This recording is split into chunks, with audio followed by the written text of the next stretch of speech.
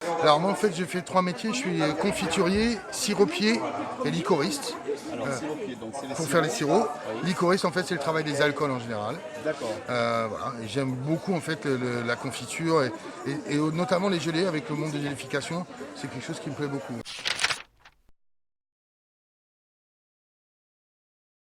Alors moi en fait j'aime les choses un peu atypiques. Donc je fais par exemple des trios de fruits, je fais des confitures avec des fleurs, des gelées avec des fleurs, avec des poivres, avec des baies comme les baies d'Aborigène notamment, le baël. Voilà, c'est mon univers du travail, j'aime ça.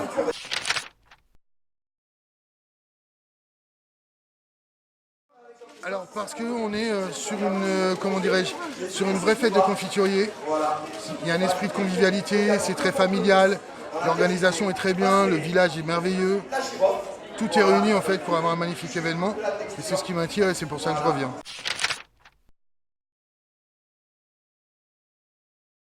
En fait, comme chaque année pour les concours, on doit présenter une confiture traditionnelle et une confiture un peu insolite. Le thème retenu cette année c'était la pêche. Donc moi en fait j'ai fait un trio de pêche. Pêche sanguine, pêche plate et pêche blanche.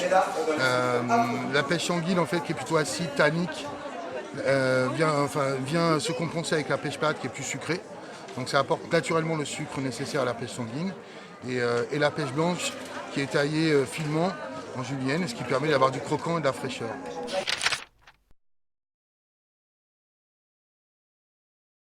Alors moi je suis passionné par la gastronomie en général et la confiture est venue naturellement avec ses souvenirs d'enfance, avec mon père qui est passionné de gastronomie, ma grand-mère, etc. La cueillette des fruits, le taillage des fruits, ses odeurs, tous ces embruns. Et cet esprit en fait assez particulier quand en famille on fait des confitures, qu'on va manger l'hiver en se rappelant les souvenirs d'été. C'est pour moi manger une confiture, que ce soit au petit déjeuner ou en cuisine, en fonction du taux de sucre qu'on va y mettre et des préparations qu'on va faire, c'est plonger en enfance tout de suite. Vous savez, c'est les métiers qui doivent rendre humble en fait.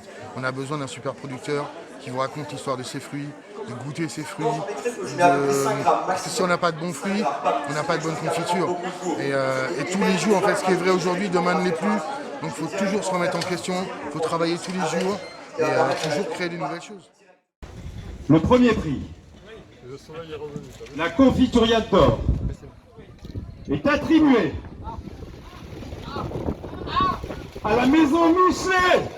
Ouais.